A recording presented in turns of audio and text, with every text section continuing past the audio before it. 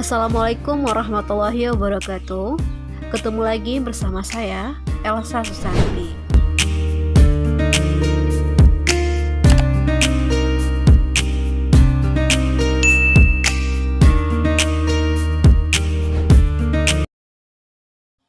Pada kesempatan kali ini, kita akan membahas terkait salah satu metode dalam penyelesaian program linear, yaitu metode grafik. Metode grafik merupakan metode yang paling sederhana dalam penyelesaian program linear. Kenapa dikatakan paling sederhana? Karena metode ini menggunakan perhitungan yang cenderung lebih mudah dibandingkan dengan metode-metode lainnya.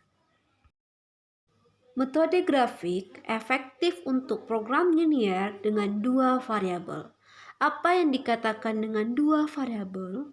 Nah, misalnya kita memiliki program linear dengan fungsi tujuan yang dinotasikan dengan Z sama dengan 40.000X ditambah 25.000Y. Artinya, pada program linear ini kita memiliki dua variabel, yaitu X dan Y. Nah, sebagaimana namanya, program linear dengan metode grafik berarti dalam penyelesaian masalahnya kita akan menggunakan grafik. Bagaimana penyelesaian dengan metode grafik akan kita bahas melalui satu masalah program linear. Oke, mari kita lihat masalahnya. Di sini tersedia satu masalah yang akan kita coba selesaikan dengan metode grafik.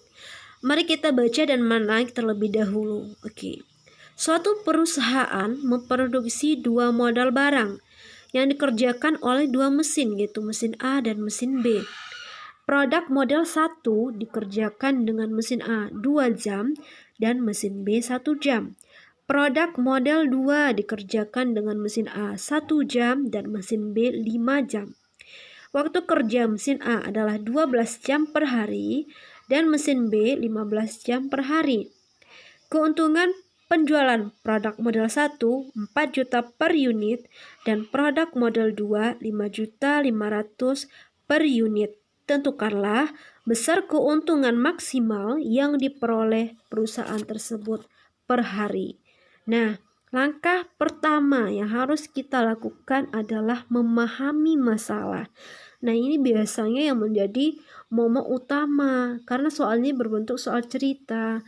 Nah, kalau menjadi gimana bisa jadi momok utama? Karena tidak paham masalahnya gimana. Nah, oleh karenanya langkah pertama kita harus memahami. Salah satu langkah mudah dalam memahami masalah adalah dengan menyajikan masalah tersebut ke dalam tabel. Jadi kita coba sajikan masalah ini ke dalam bentuk tabel ya.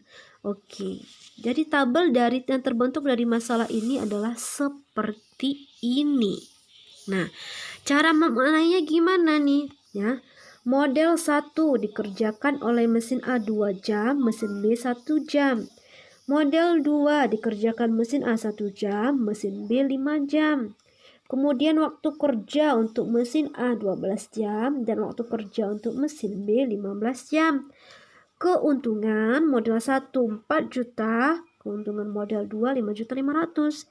Nah, ini jadinya tabel yang dapat kita buat berdasarkan masalah tadi.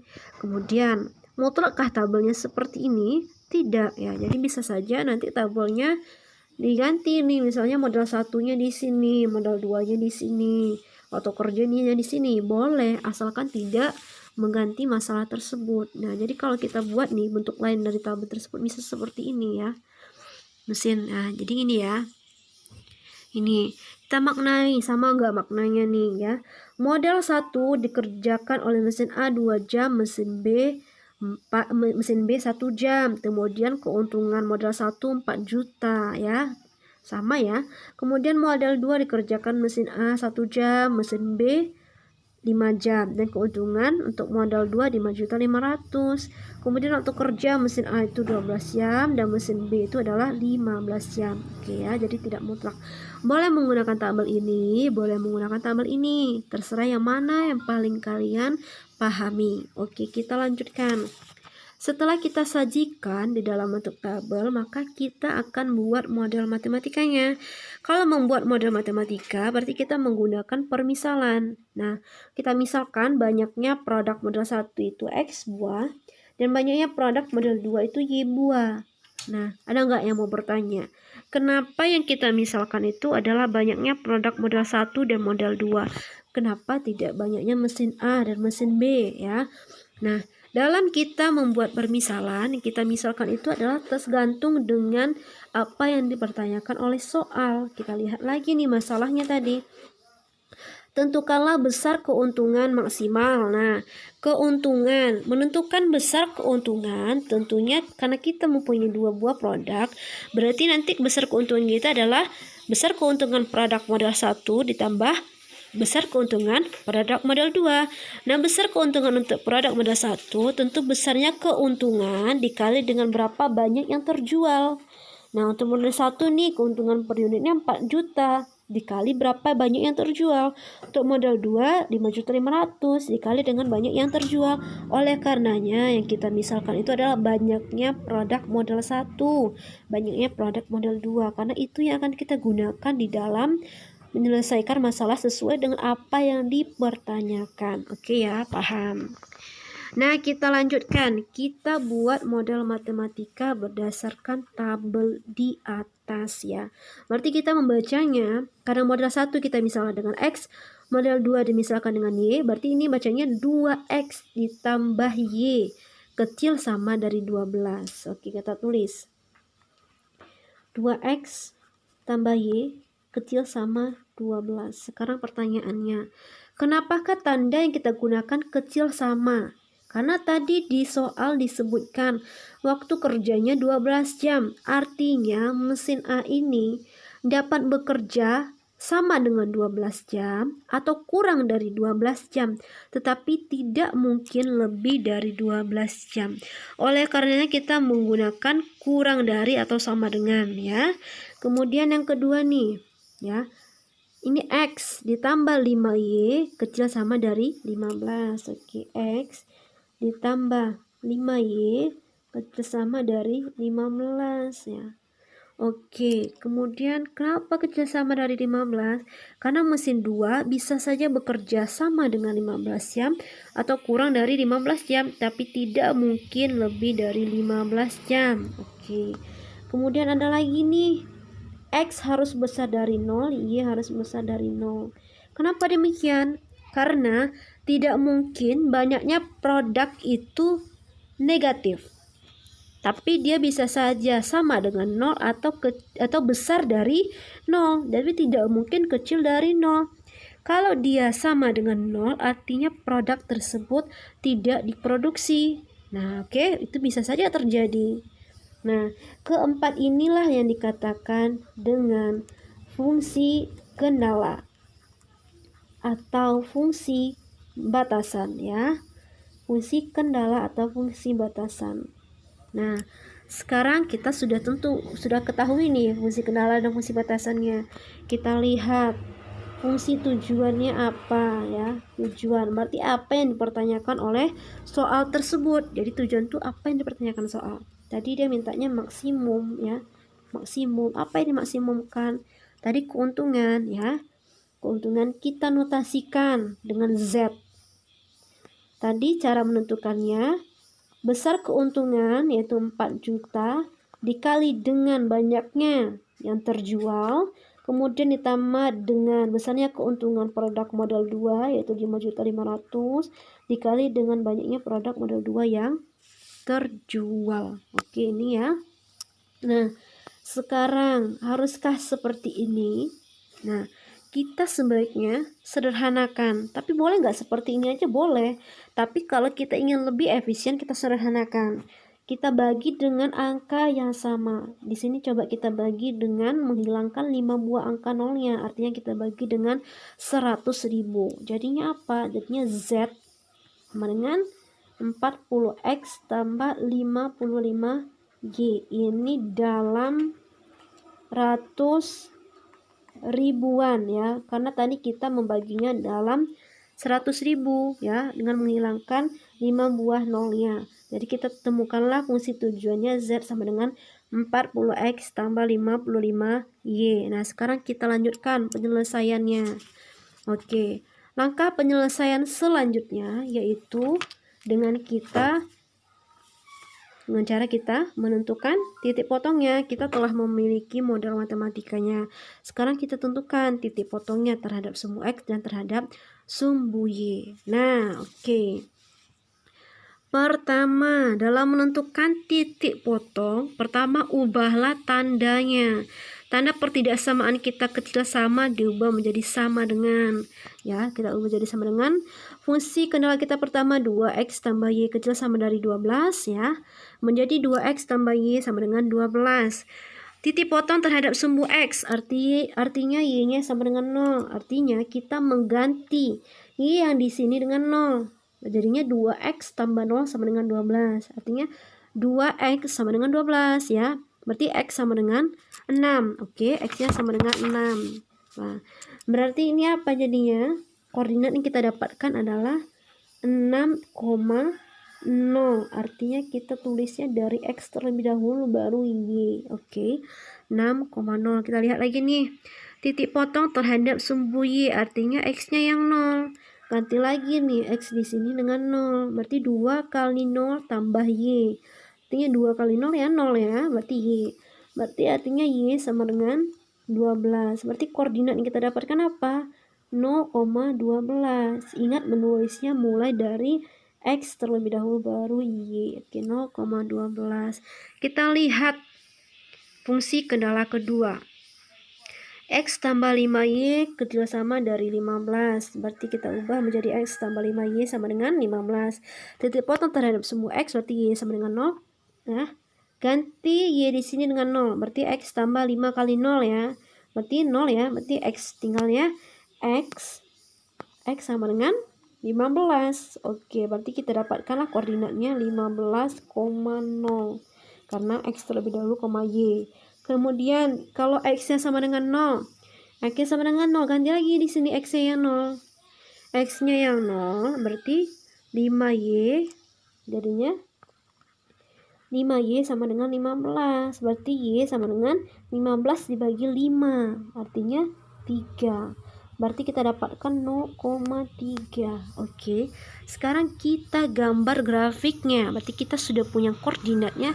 Kita gambarlah grafik berdasarkan koordinat yang kita dapatkan. Pertama nih kita punya untuk garis pertama 2x tambah y sama dengan 12, titiknya 6,0. Kita gambar nih. Ya, kita gambar. 6,0 berarti artinya itu x-nya 6, y-nya itu 0, berarti di sini ya.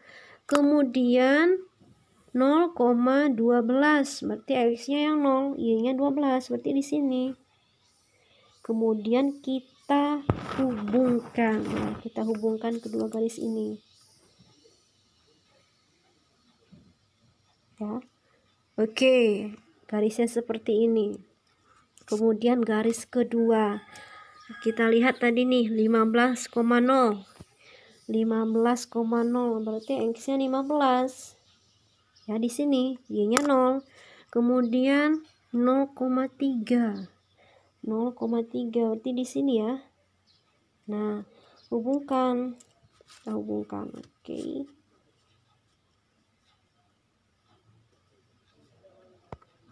Hubungkan bentar. Nah, oke, sekarang kita sudah punya dua buah garis ya. Garisnya inilah dikatakan dengan 2x tambah y sama dengan 12 karena koordinat itulah yang kita gunakan tadi untuk menggambarnya. Kemudian garis inilah yang dinamakan x tambah 5y sama dengan 15. Nah, sekarang pertanyaannya bagian mana yang dikatakan himpunan penyelesaian? Apakah daerah ini, atau daerah di bawah ini, atau daerah yang ini, atau daerah yang di atas? Cara menentukannya kita uji. Nah, uji. Garis pertama dulu nih, 2x tambah y sama dengan 12. Kita uji ya. Uji, misalnya ambillah titik yang di bawah atau di atasnya.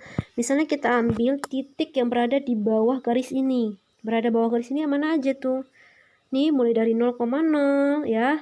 Misalnya kita ambil 0,0, coba 0,0 berarti ini 2 kali 0 tambah 0 ya, berarti 2 kali 0 tambah 0 ya 0 ya. 0 itu benarkah kecil sama dari 12? Benar, karena dia kecil dari 12, artinya dia benar termasuk dalam kecil sama dari 12. Nah, oke, berarti yang benar itu penyelesaiannya adalah di bawah. Coba sekarang kita buktikan lagi nih, kalau kita ambil di atas ya, ambil di atas. Apakah dia tidak memenuhi caranya? Ambil di atas, misalkan di sini kita ambil 13. Misalnya di atas sini kita ambil 10 ya, berarti akhirnya 10. 2 kali 10, 20, ditambah 13, dia 33. 33 tuh bener nggak kecil sama dari 12? Salah, karena 33 tuh harusnya besar dari 12. Berarti yang di atasnya bukan. Artinya penyelesaian kita yang di bawah ya. Yang di bawah kita kasih arsir. Yang di bawah perhatikan dulu garis pertama ya. Nah, pertanyaan nggak yang bertanya kenapa nih bisa jadi ya di bawah ini -1, -2, kemudian -1, -2. Kita tidak melanjutkan sampai ke negatif karena tadi kita memiliki batasan x itu besar sama dari 0 dan y-nya besar sama dari 0. Oke. Nah, sekarang garis kedua ya, garis ini karena kita lihat dia di bawah K atau di atas K. Nah, kita coba uji yang di bawah, artinya kita ambil titik di bawah garis ini. Misalnya 0,0, coba 0,0 berarti 0 ditambah 5 kali 0 berarti 0. Benarkah 0 itu kecil sama dari 15? Benar, artinya dia di bawah. Ini penyelesaiannya.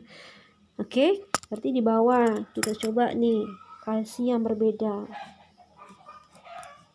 Ya, yang di bawah garis yang kedua.